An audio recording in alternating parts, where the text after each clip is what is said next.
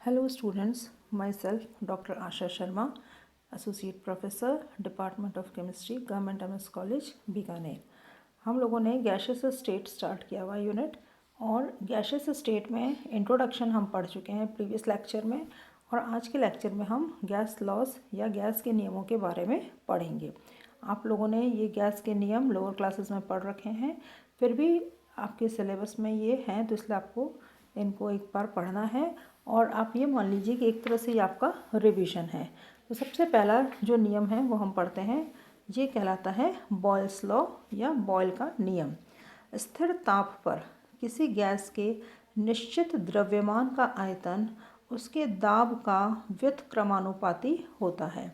At constant temperature, volume of a definite amount of a gas is inversely proportional to its pressure, that is, V is proportional to 1 upon P, or we can say PV is equal to K, that is equal to constant। इसका मतलब क्या हुआ है कि temperature अगर constant है तो pressure और वॉल्यूम इनमें क्या होता है, इनवर्स रिलेशनशिप है। यानी कि अगर प्रेशर हम बढ़ाएंगे तो वॉल्यूम कम होता जाएगा और इसी तरह से अगर प्रेशर को हम कम करेंगे तो वॉल्यूम बढ़ता रहेगा। ये वाले जो नियम हैं, जब हम डेविएशन पढ़ेंगे रियल गैसेस का आइडियल गैस के बिहेवियर से डेविएशन के बारे में जब हम पढ़ेंगे, तब आपको ये नियम की सहायता से आप डेविएशन को आसानी से समझ सकेंगे। अब अगर हम ग्राफ खींचें वॉल्यूम और प्रेशर के बीच में, तो देखिए स्ट्रेट लाइन ग्राफ नहीं आकर के और ये हाइपरबोलिक कर्व आता है और इस हाइपरबोलिक कर्व को एक नाम हम होता है, क्या नाम होता है, इसे हम कहते हैं आइसोथर्म। आइसोथर्म इसलिए कहते हैं क्योंकि यहाँ पर टेम्परेचर कांस्टेंट है, यानी कि इसे हम क्या कहते हैं, समतापी वक्र। समतापी वक्र के बारे में भी हम आगे के चैप्टर के अंदर और डिटेल के अंदर हम पढ़ेंगे। तो ये तो होता है बॉयल्स का नियम। अब हम दूसरा नियम देखते हैं जो कहलाता है चार्ल्स लॉ। चार्ल्स लॉ क्या कहता है कि अगर स्थिर दाब पर किसी निश्चित मात्रा वाली गैस का आयतन उसके परम ताप का समानुपाती होता है। At constant pressure the volume of a definite amount of gas is directly proportional to its absolute temperature. V is proportional to T or V upon T is equal to K, where K is constant. Now if we plot a graph between temperature and volume, a straight line is obtained and this curve is known as isobar. ये जो वक्र जो हम खींचते हैं ताप और आयतन के बीच में, तो ये हमें एक सीधी रेखा का वक्र मिलता है और इस वक्र को हम क्या कहते हैं, समदाबी वक्र, आइसोबार कहते हैं। यहाँ पर एक चीज़ ध्यान देने वाली बात है कि ये जो आपको जो नियम बताए जा रहे हैं, आप इन नियमों को इसी स्टेटमेंट के साथ में आप इनको याद रखें, क्योंकि नियम जब भी पूछा जाता है तो उसकी लैंग्वेज जो है वो परफेक्ट होनी चाहिए। नेक्स्ट आता है एवोगैड्रोस लॉ, एवोगैड्रो का नियम। किसी निश्चित ताप व दाब पर गैस का आयतन उसके द्रव्यमान या उसमें उपस्थित गैस के मोलों की संख्या के समानुपाती होता है।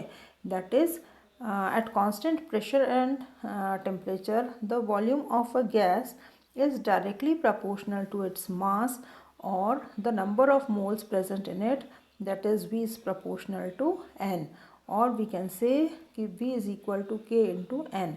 K एक प्रोपोर्शनलिटी कांस्टेंट है जो कि टेम्परेचर और प्रेशर पर डिपेंड करता है। अगर माने हम कि दो गैसें हैं ताप व दाब की समान दशाओं में, और तो उनके लिए हम जो समीकरण है उसको हम इस तरह से लिख सकते हैं, V A is equal to K into N into A और V B is equal to K into N into B. यहाँ पर वी ए क्या है, यहाँ पर वी ए है गैस ए के एन ए ग्राम मोलों का आयतन है और वी बी गैस बी के एन बी ग्राम मोलों का आयतन है। यदि वी ए बराबर वी बी हो तो समान ताप व दाब पर उनके मोलों की संख्या भी बराबर हो जाती है। Now for two different gases A and B at similar temperature and pressure Avogadro's law can be expressed as Va is equal to K into Na and Vb is equal to K into Nb, where Va is the volume of Na moles of gas and Vb is the volume of Nb moles of gas. Then at similar temperature and pressure, the number of moles will be same, that is Va will be equal to Vb and Na will be equal to Nb. तो alternatively हम इसके अंदर इसका जो नियम है उसको हम कैसे लिख सकते हैं कि समान ताप और दाब पर सभी गैसों के समान आयतन में गैसों के मोलों की संख्या या अणुओं की संख्या समान होती है. That is, this law can be stated as under similar conditions of temperature and pressure, equal volumes of different gases contain same number of molecules or moles.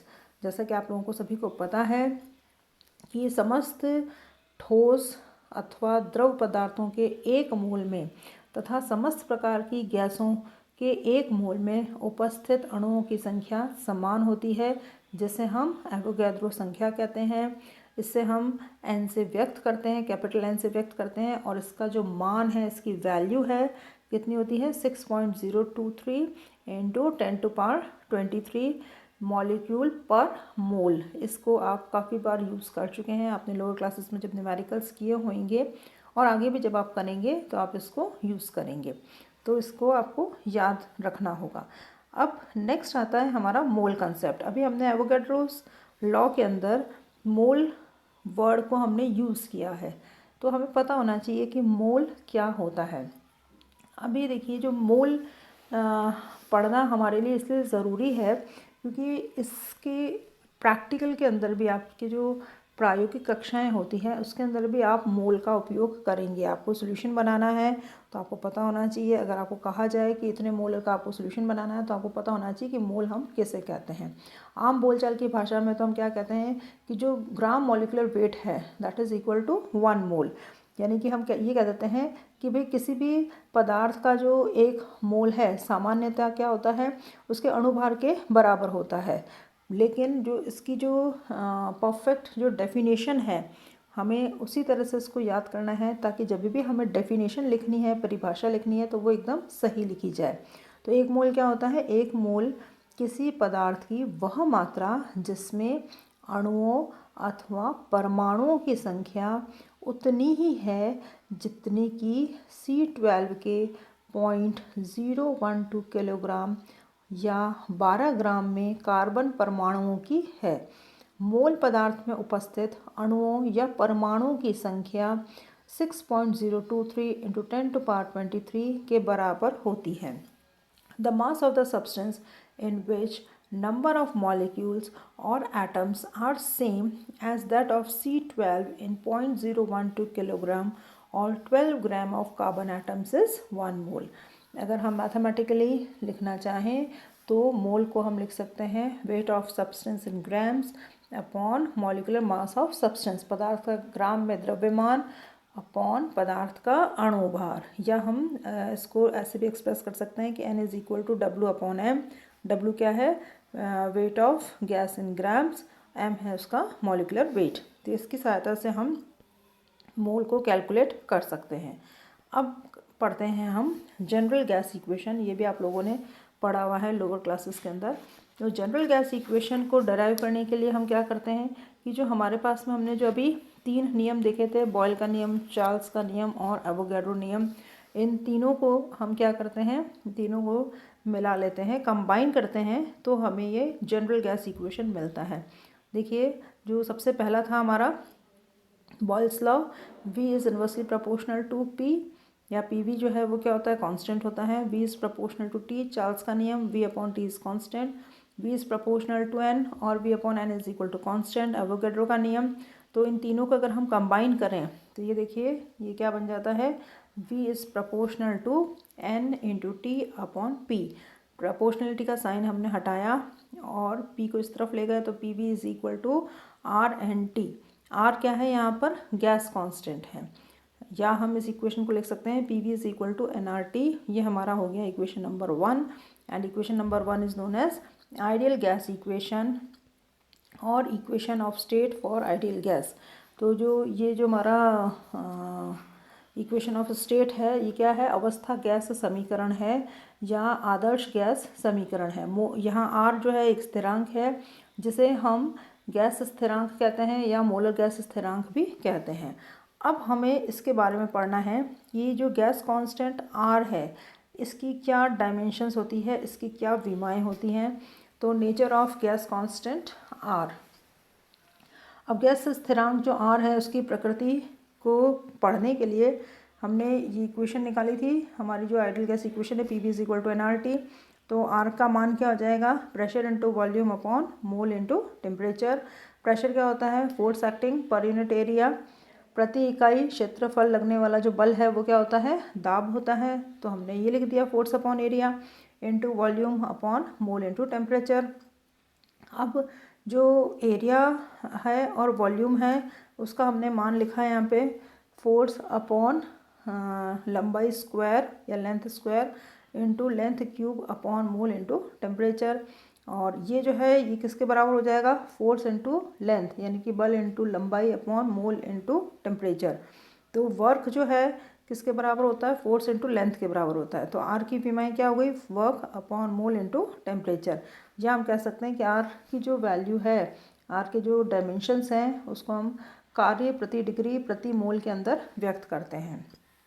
अब हम इसकी न्यूमेरिकल वैल्यू निकालते हैं। ये हमें पता है कि जो न्यूमेरिकल वैल्यू है आर की, इसकी आंकिक जो इसका मान है क्या, इसको हमें निकालना इसलिए आवश्यक है क्योंकि न्यूमेरिकल्स के अंदर हम इसको यूज़ करते हैं और हमारे को परीक्षा के अंदर भी ये पूछा जाता है न्यूमेरिकल वैल्यू आर की कैलकुलेट करने के लिए अलग अलग यूनिट्स के अंदर। तो सबसे पहले जैसे कि हमें पता है कि चूँकि जैसे ऊर्जा को हम विभिन्न मात्रा को जैसे अर्ग, कैलोरी, जूल इत्यादि में व्यक्त करते हैं, अतः आर के मान भी अलग अलग मात्रकों में अलग अलग होते हैं। तो इसलिए हम इसकी वैल्यू निकालते हैं अलग अलग यूनिट्स के अंदर। तो सबसे पहले हम लीटर एटमॉस्फेयर में देखते हैं। लीटर एटमॉस्फेयर के अंदर देखिए, अगर P का मान हम 1 एटमॉस्फेयर रखें, V का मान 22.4 लीटर्स रखें,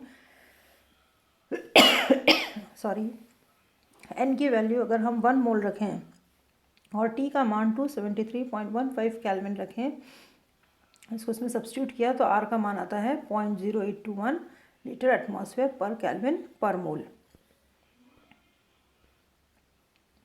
इसी तरह से ये देखिए कि SI यूनिट्स के अंदर P का मान हमने क्या रखा है, पास्कल में लिया है 101325 पास्कल या न्यूटन पर स्क्वायर मीटर में, और V का मान है 22.414 इंटू 10⁻³ क्यूबिक मीटर्स, एंड वही हमारा 1 मोल है, और D का मान 273.15 केल्विन है।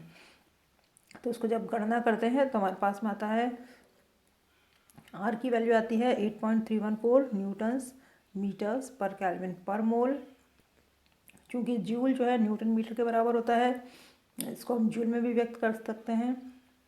कैलोरी के अंदर निकालना है तो क्योंकि कैलोरी 4.18 इंटू 10⁻⁷ के बराबर होती है, तो हम आर का मान इससे निकाल सकते हैं 1.99, that is nearly equal to 2 calorie पर केल्विन पर मोल।